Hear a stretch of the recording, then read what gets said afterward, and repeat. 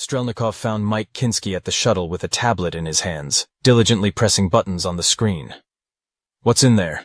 Strelnikov tried to look over Kinski's shoulder. "Nothing that could concern you." Kinski waved it off, but explained anyway. "I signed for the installation of a new server on the ship." What was wrong with the old one? Strelnikov was surprised. He seemed to be normal. That's a lot of money spent. Is Lavoy aware? "That's right, it's old. I've been buggy many times," Kinski replied, disagreeing and stuffing the tablet into his bag. "And the money is not yours, but the company's. Don't worry, your salary won't be affected. You'll get your pay in full accordance with the contract. Actually, Lavoy was the initiator."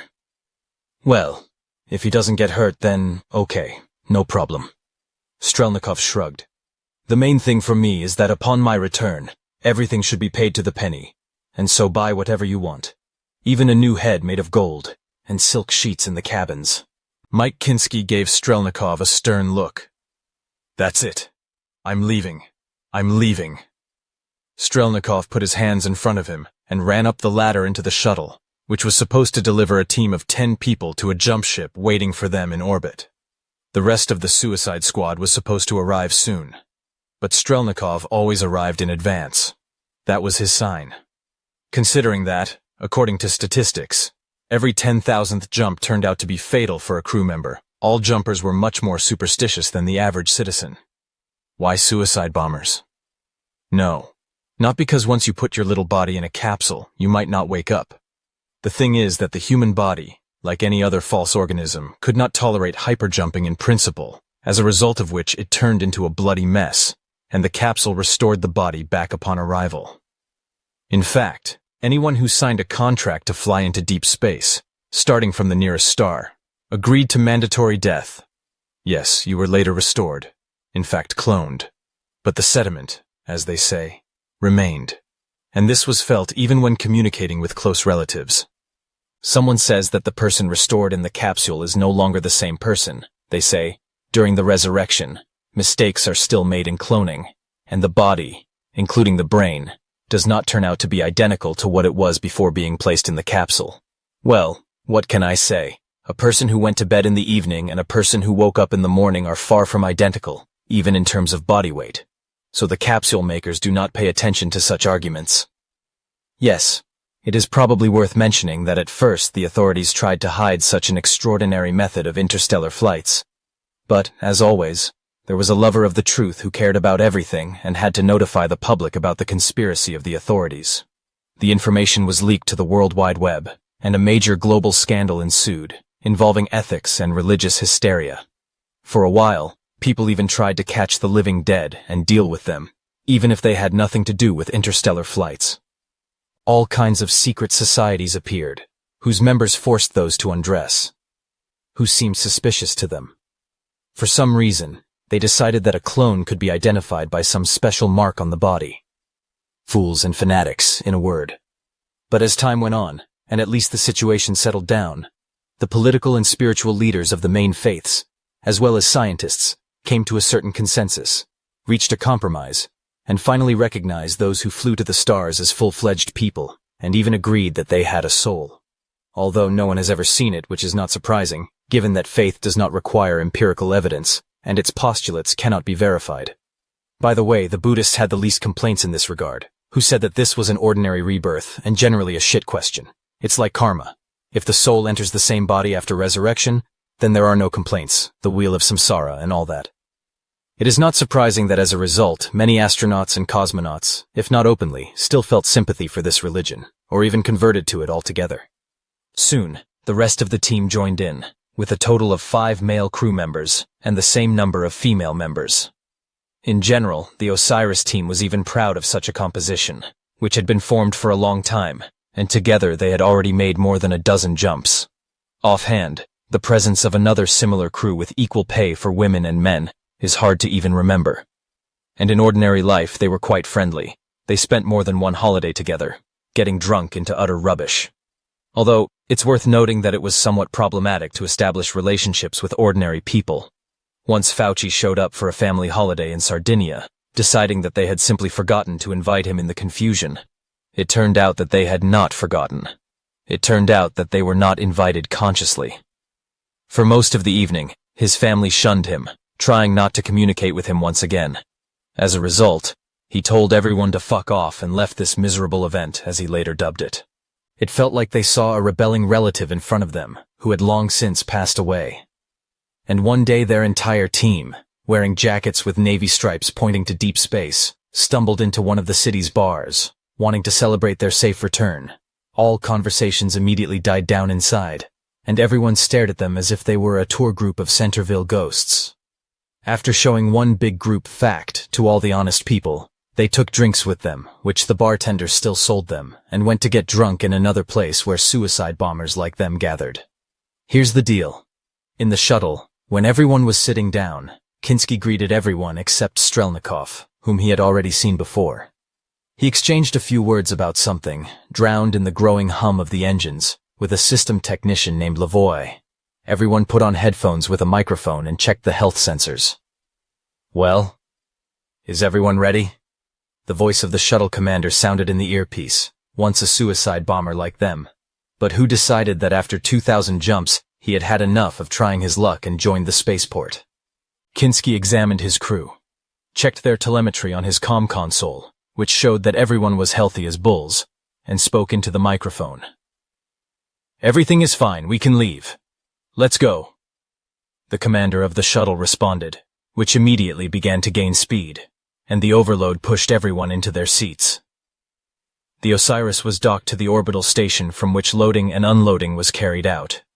In addition to their ship, 2 other container ships were seen at the docking sites, apparently recently arrived from deep space and undergoing quarantine. Another couple of trucks were hanging out on courses parallel to the station. Most of the cargo ships jumped in automatic mode. They were serviced by teams that had already jumped and were at the place of departure.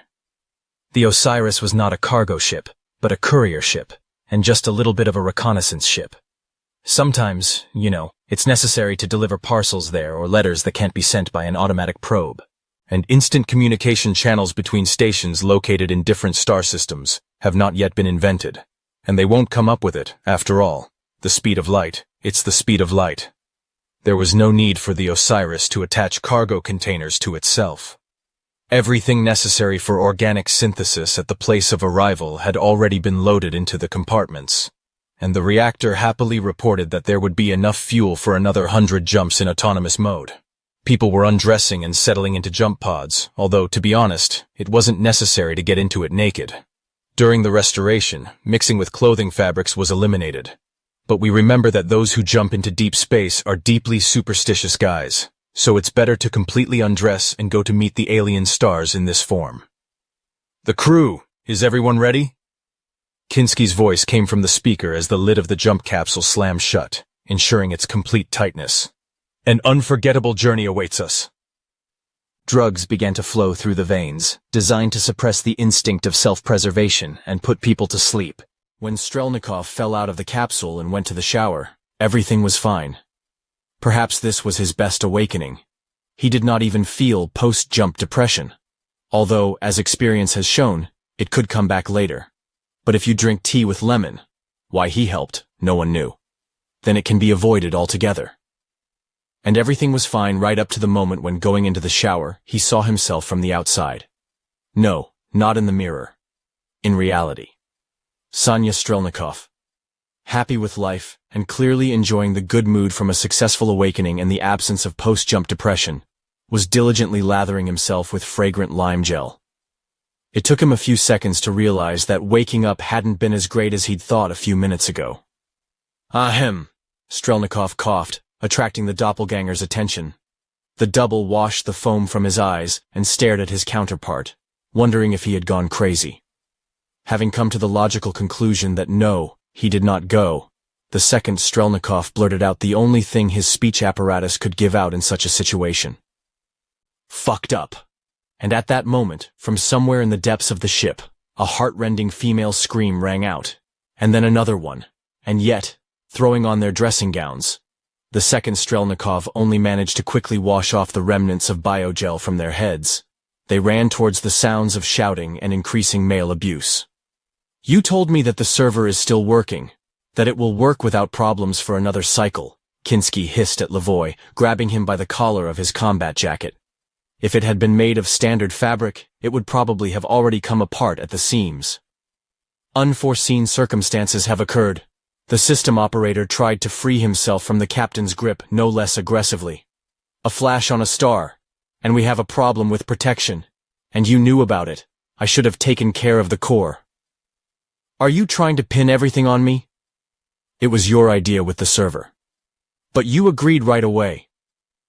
At that moment, when it seemed like it was going to come to a fight with self-mutilation, the rest of the duplicated crew rushed into the cabin, pushing duplicates of Lavoy and Kinski in front of them. The muzzles of the latter had clearly recently been slowed down by someone's fists. The first Kinski's gaze slid over the figures, catching on the downed knuckles of one of the Strelnikovs and both Fauci. Of course, that's what you'd expect from these guys. Well, Strelnikov began, or rather one of them. Is this the unforgettable trip that you promised us before we left? Okay, people. Kinski put his hands in front of him. I can explain everything. I can't even imagine how you can do that. Irene shook her head, standing next to her double. And it was obvious that the same words were on the tip of her tongue. It was just Irene who said them first. I can't even imagine. Especially since you, Takeda said, holding the collar of the same rumpled second Lavoy from behind. You've already told us everything. Do you even understand what you've done? Ellie shouted. Don't you get paid enough? Do you want more and more? See where your greed has taken us. Kinski, and both system engineers sat silently in front of the rest of the crew, staring at the floor. It's probably going to sound corny, one of the Strelnikovs said calmly. But I suspected something was wrong before we left. And you? Did you feel anything? Yeah, the second Strelnikov nodded, examining the knocked-down knuckles. One-on-one, what did you say? As soon as I heard that they had bought a new server, something bad stirred inside. And it turns out they didn't buy any server. It turns out that they appropriated the money for themselves and decided to keep the old server by making a new firmware. But we saved money on protecting the hull, you bastards. What rats you are! Fauci blurted out angrily. The rest of the female part of the double crew literally ate up the look of the would-be scammers. Kinski glanced at his other self, and then his eyes darted between the two women. Did it for you, Irene. And Lavoy for you, Yara. We thought we'd stop jumping after this flight. Change your documents, buy a house in some warm country and live in peace. Well, thank you. Both Irenes waved their hands almost synchronously. Did you ask me? Everyone even looked at them, considering how they did it, and said it at the same time. Irene looked at each other and folded her arms on her chest. But we'll still have to decide what to do next, one of them finally asked an urgent question. I heard a similar story once, Strelnikov said. I thought it was an ordinary deep space bike. And how did it end there? Fauci asked. Nothing good, replied the second Strelnikov. But we're not them. Irene is right. Something needs to be done. I have a suggestion, Lavoy decided after a long silence. The one on the left. Everyone immediately looked at him. I understand that my voice doesn't mean much in the current situation, but... Speak up, Takeda ordered, not giving Lavoy time to gather his courage. We can land the duplicates on the nearest habitable planet with a supply of provisions. There is one nearby. You won't have to jump, Lavoy suggested. I think the remaining crew will have enough resources to get to the nearest GC station. Ha! One of the Strelnikovs crossed his legs and crossed his arms over his chest. And who will decide who is the double and who is the original? What are you? And let the doubles, as you called them, die on the surface of an unfamiliar world. Who do you think you are, asshole? This is the second Strelnikov. Whoever got out of the capsule first, that's the original. Valois snapped, while the second Valois was even somewhat surprised by this reaction of his double. At this point, Kinski stirred, or rather, both at once. If we were identical, he said, we would behave identically. Actually, it is. This is one of Takeda's onboard doctors. Really? The same Lavoy version got all worked up.